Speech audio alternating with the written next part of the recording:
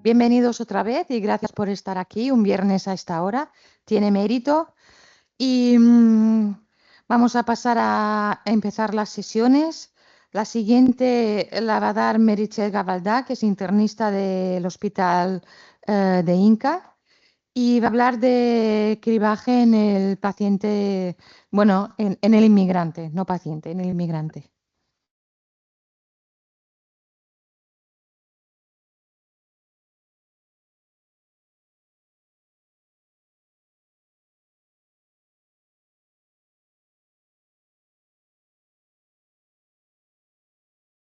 Buenos días, buenas tardes. Yo soy Meritxell, soy internista en el Hospital de Inca, pero bueno, me formé aquí, así que siempre es un placer volver a casa y gracias por invitarme. Y como ha dicho María, pues voy a hablar de cribado en el inmigrante, ¿de acuerdo? Entonces, primero unos cuantos datos y realidades, que es que cada vez hay más inmigrantes, ¿de acuerdo? Además, estos inmigrantes tienen una mayor incidencia de infecciones, tienen una mayor incidencia de tuberculosis y además vemos que hay datos que en Europa están aumentando estos casos de tuberculosis en migrantes con los años. También del VIH tienen una mayor prevalencia y tenemos que saber que, por ejemplo, en España el 46% de los nuevos diagnósticos de VIH son en personas migrantes. De una forma parecida, pues el virus B y el virus T hay una mayor prevalencia, por ejemplo, de las personas nacidas en Europa, hay una prevalencia alrededor del 1%, en cambio en migrantes pues del más del 5%, ¿no? Y además hay algunas infecciones, bueno, algunas enfermedades que tienen una incidencia prácticamente exclusivas de países endémicos, como sería el Chagas, el estrongiloides y el esquistosoma, que es lo que hemos estado hablando hoy. Entonces, pero tienen una mayor dificultad de acceso al sistema porque tienen una baja percepción de riesgo de infecciones, tienen que enfrentarse al estigma, el miedo a estar discriminados por el sistema sanitario, incluso muchos tienen miedo a que se les sea deportado según los resultados de salud. Se enfrentan a una barrera cultural y una barrera idiomática muy importante y luego la dificultad que hay pues, para las citas de seguimiento, si trabajan, es más difícil. Entonces, delante de todo esto, pues no, ¿qué hacemos? Pues os traigo unos datos de las estrategias de cribados que hay. Estos son unos datos de una revisión del Lancet que publicaban todas las revisiones que había habido en Europa. Entonces, habitualmente se basan en infecciones únicas, que casi siempre es la tuberculosis. La población cribada es normalmente refugiados y solicitantes de asilo, es decir, que solo una pequeña parte de la población. Ellos estimaban que era un 40% de la población solo la que se cribaba. Y además se perdían un 60% de los diagnósticos, incluso en el cribado. Y también había datos de que es un cribado que está más aceptado a nivel de atención primaria respecto hospitalaria. Hay propuestas nacionales, aunque no hay un protocolo único, pero os traigo, por ejemplo, este protocolo de Canarias, luego también un protocolo de Cataluña y también aquí tenemos pues propuestas de más cerca. De hecho, se presentó en diciembre en este mismo salón de actos la guía de intervención con la infancia migrada, ¿no? De cómo hacer un cribado a estos menores que vienen sin acompañar. Pero también otra vez están cribando a una pequeña parte de toda la población que podríamos cribar, ¿no? Entonces, un poco aquí entre todos podemos hacer, ¿no? Haremos una carta a los reyes de cómo se debería hacer este cribado, ¿no? Qué patologías hay que cribar, qué pruebas se tienen que realizar en cada caso y luego podemos también debatir pues, desde qué nivel asistencial.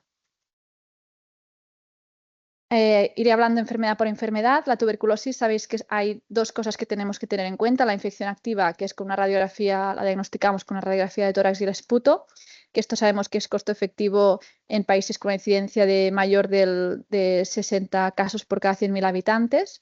Y luego también es importante descartar una infección latente, ¿no? Con un IGRA o un Mantux. Pero hay una baja tasa de cumplimiento del tratamiento de esta tuberculosis latente. De hecho, he adaptado un poco una revisión que hablaban de la cascada de la tuberculosis latente, que si hay 100%, 100 de candidatos a testarse, solo el 72 iniciarán los exámenes, ¿no?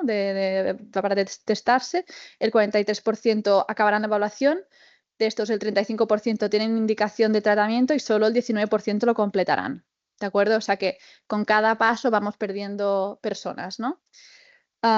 Y luego también un mensaje que tenemos que ser muy claros, que es que no hay una transmisión significativa de la población migrante a la población nativa. Se estima que es entre el 5 y el 18%, pero esta transmisión es bidireccional y esto lo sabemos con estudios que han tipado pues, qué tipo de tuberculosis hay y en clústeres de gente mezclada nativa e inmigrante, pues si había un nuevo caso de tuberculosis, era tan probable que viniera de alguien migrante como de alguien nativo. El VIH.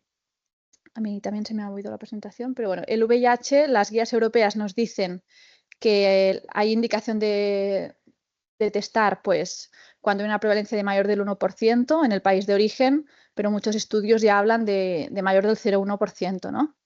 Luego también pues, otros factores de riesgo, como los hombres que tienen sexo con hombres, los usuarios de drogas de vía parenteral y la prostitución. Y luego siempre que en el VIH, muy importante, incluir a pruebas voluntarias, ¿de acuerdo? Y luego también está mucho más aceptado recibir, bueno, tanto testarse como recibir los resultados en espacios comunitarios. Y esto nos ayuda mucho a combatir el estigma que hay alrededor del VIH. Respecto a las hepatitis, pues aunque las guías europeas recogen que está indicado hacer una serología para descartar estas patologías en países que tienen una prevalencia de mayor del 2%, hay otros estudios, por ejemplo en Holanda, pues que ya decían que es coste efectivo a partir de unas prevalencias mucho menores, del 0,4 o el 0,22% respectivamente, pues para poder hacer tratamientos y vigilancias para evitar complicaciones a largo plazo como el hepatocarcinoma y la cirrosis. Ahora pasando a los parásitos. El estrongiloides, que hoy hemos hablado mucho, porque sabéis que es este parásito pues, que nos pasa por ciclos de autoinfección y que luego en inmunodeprimidos puede haber una hiperinfestación con una alta mortalidad, pues es muy importante poder detectarlo. Lo detectamos normalmente con mucha más facilidad por serología. Se habla que hay una prevalencia más o menos del 12% por serología en migrantes que vienen de países endémicos versus un 1,8% que se detectan en heces. O sea que es mucho mejor hacerlo con serología. Y luego hay otros estudios que hablan de alternativamente en algunos pacientes seleccionados que sabemos que van a estar inmunodeprimidos, que pacientes que vengan ya con diagnósticos de enfermedad de Crohn o similares, pues tratarlos directamente con ivermectina si no podemos esperar a la serología. El esquistosoma, que también se ha comentado hoy, que es este parásito que nos puede además puede estar asintomático muchos años y luego dar secuelas muy importantes a nivel genitourinario, y estamos hablando de neoplasias vesicales, de infertilidad, etcétera, o sea, cosas muy relevantes. Pues también de una forma parecida es mucho más sensible hacer la prueba con serología porque lo detectamos hasta en un 18% de los casos, o sea, hay una prevalencia, perdón, del 18%, versus con parásitos que lo vemos en un 0,9. Entonces, siempre que alguien venga de un país endémico, es mejor hacer la serología. Respecto al Chagas, que luego hablaremos mucho más, pues es una patología que está ampliamente infradiagnosticada, infratratada, pero sí que hay algunos modelos teóricos en que analizan que es coste efectivo hacer un diagnóstico y un tratamiento de los pacientes, ¿de acuerdo? Y además hay muchos casos que hacen campañas comunitarias con test rápido que luego hay que confirmar con serología, como ha explicado Aina, con dos técnicas diferentes. Luego, para acabar un poco los parásitos en heces normalmente no se pide de forma sistemática, es un estudio dirigido. En pediatría sí que se recomienda, y aunque sí que hay estudios que en pacientes asintomáticos sí que hay un aumento de diagnóstico cuando pedimos parásitos en heces, pero son pacientes pues, que tienen una llegada en los últimos 6 meses, es decir, migrantes que llevan años aquí, que no tienen ningún tipo de clínica digestiva, no no hay que realizar el cribado con los parásitos. Entonces, investigando un poco sobre el tema, hay nuevas herramientas para hacer este cribado, ¿de acuerdo? Os traigo dos. Una es una serología multiplex de VIH, virus B, virus C, estrongiloides, esquistosoma y Chagas, que tiene una alta sensibilidad y una alta especificidad, que a lo mejor pues, podría en el futuro ser una alternativa.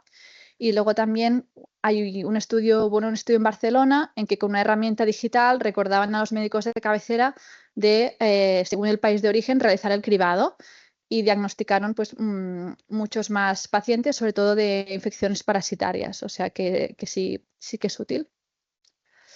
No se recomienda hacer cribaje en asintomáticos de arbovirus, excepto en Zika en mujeres embarazadas cuando hay un brote de filarias o de malarias. Pero bueno, siempre recordar que la sinofilia sí que debe ser estudiada y ya no lo consideraríamos un asintomático sin más. Luego, repasando un poco el curso del año pasado que iba de inmunodeprimidos, os he hecho un resumen de las guías de la SEINC de cuándo hacer cribado en situaciones especiales, pues de tuberculosis, que es un poco lo que he estado diciendo. Solo recordar que la malaria sí que hay que hacer cribado cuando hay un paciente con inmunosupresores, cáncer o trasplante de órgano sólido o de o hematológico cuando han estado en contacto pues en menos de 3 años, ¿de acuerdo? Y luego de que también ha salido hoy en la sesión de pediatría un poco qué pasa con las patologías, ¿no? que a lo mejor no consideramos tropicales, pero que sí que son fácilmente prevenibles. Pues hay un estudio en que cogían migrantes que estaban refugiados en asilos en Barcelona y veían que, por ejemplo, en mujeres había una tasa de vacunación, bueno, de IgG, de rubeola, sarampión y parotiditis menor al 95%, que es lo que se necesita para la inmunidad de rebaño. Entonces, y asimismo, pues había una tasa de virus B, pues que también un 50% eran susceptibles.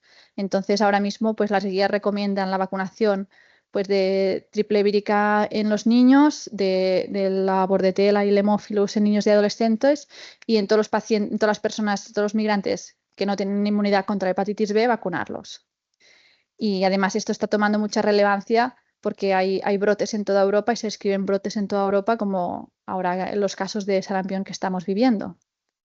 Entonces, para acabar, quería decir pues, que hasta el momento actual no hay una clara estrategia de cribado establecida, que sí que han demostrado coste-efectividad cuando se hacen según el país de origen, que debemos mejorar las tasas de vacunación para ayudar a proteger a la población y que debemos facilitar el acceso al sistema sanitario y repensar pues, cómo hacemos un poco el modelo, desde dónde hacemos el cribado, si hay estrategias pues, comunitarias o si tendría que ser desde atención primaria, que es un poquito lo que estábamos hablando. Y nada, muchas gracias y eso es todo lo que os quería contar.